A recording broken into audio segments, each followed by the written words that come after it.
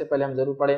قیام اللیل کے آداب میں سے یاد رکھیے، پہلے 2 ہلکی رکعتیں آپ پڑھیں، پھر شوق اور ذوق آپ کا بڑھے تو پھر 2 رکعتیں کر کے آپ بڑھائیں، 2 ہلکی رکعت پڑھیں، اس کے بعد اور شوق ہو تو اور توفیق اللہ دے تو اور 2 رکعت کر کے آپ اس کو بڑھا سکتے ہیں۔ ہر 2 رکعت کے بعد آپ کو سلام پھیرنا یاد رکھیے، قرات اور تلاوت قرآن کرنا ہے، قیام رکوع اور سجود کو کوشش کرے ایک جیسا لمبا کرے، مطلب سیم ڈیوریشن کو، مطلب کافی لمبے لمبے کرے۔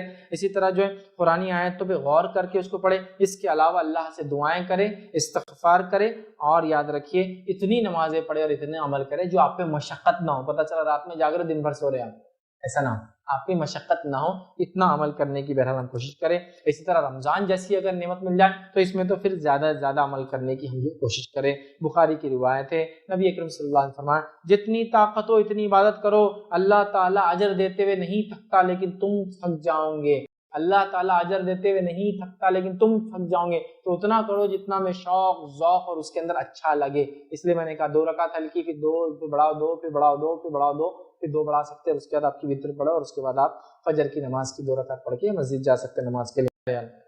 اس کے ساتھ ساتھ قیام اللیل کی فضیلت جو ہے مسند احمد کی ایک روایت میں آتی ہے، اتنی بہترین پیاری پیاری فضیلتیں ہیں، یاد رکھیے ایک کی بعد ایک اس حدیث میں آتی ہے۔ یہ حدیث میں آپ کے سامنے رکھتا ہوں، آئیے حدیث کے الفاظ سنیے۔ نبی اکرم صلی اللہ علیہ وسلم فرماتے ہیں تم رات کا قیام ضرور کیا کرو، تم راتوں کی نمازیں ضرور پڑھا کرو، تم عشاء کے بعد سے لے کے فجر سے پہلے تک کچھ نہ کچھ نمازیں ضرور پڑھا کرو، نام تہجد بولو، تراویح بولو، قیام اللیل بولو، تم پڑھا کرو، تم راتوں کا قیام ضرور کیا کرو، کیونکہ یہ تم سے پہلے صلح کی عادت تھی، تم سے پہلے کے انعام والے لوگوں کی، نیک لوگوں کی عادت تھی۔ تو پہلا فائدہ رات کی نماز، نیک لوگوں کے نقش قدم پر چل رہے ہیں، پہلا۔ دوسرا فرماتے ہیں عادت تھی، اور رات کا قیام اللہ سے قریب کرتا ہے، رات کا قیام اللہ سے قریب کرتا ہے، دوسرا فائدہ۔ تیسرا فرماتا ہے گناہوں سے بچاتا ہے، مطلب دن میں گناہوں سے بچنے کی صلاحیت پیدا ہوتی ہے اگر قیام کریں گے رات میں تو۔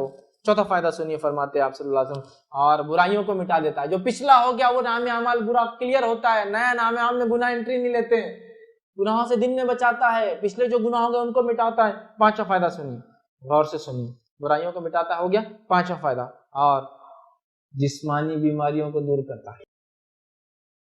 کون سا ایسا انسان ہے جو بیمار نہیں ہے؟ کون سا ایسا انسان ہے جو کہے گا میرا نام عمل تو نیکیوں سے فل؟ کون سا ایسا انسان ہے جو کہے گا گناہ میں نہیں کرتا ہوں؟ کون سا ایسا انسان ہے جو یہ کہے کہ جو پچھلے گناہ ہے وہ مٹانا نہیں چاہتا ہے؟ کون سا ایسا انسان ہے جو کہے کہ میں سلف صالحین کے ہم سے پچھلے گزرے ہوئے نیک لوگوں کے طریقے میں نہیں چلنا چاہتا ہوں؟ تو یہ نیک لوگوں کا طریقہ تھا، یہ کرنے سے، رات کا قیام کرنے سے اللہ تعالیٰ کے ہم قریب ہوتے ہیں۔ کون سا انسان اللہ کے قریب نہیں ہونا چاہتا؟ یہ کرنے سے ہمارے دن میں گناہ نہیں ہوں گے انشاءاللہ، تو اللہ گناہ سے بچاتا ہے، پچھلے گناہوں کو مٹاتا ہے اور بیماریوں سے دور کرتا ہے۔ پورے علاج، پورے مسائل کا حل، پورے پرابلمز کا سلوشن رات میں جاگنا ہے۔ رات میں تو جاگنے میں سے کوئی ڈاؤٹ نہیں۔ یہ طریقے جو صلحہ نیک لوگ کرتے تھے، قیام، تلاوت قرآن، استغفار، ذکر و اذکار، دعائیں، نماز لمبی لمبی، ٹھیک، یہ سب کر کے ہم کو راتوں کو جاگنا ہے۔ اپنے رجا گینی جو ہم نے بنا لی، یاد رکھیے یہ بڑی اہم بات ہے۔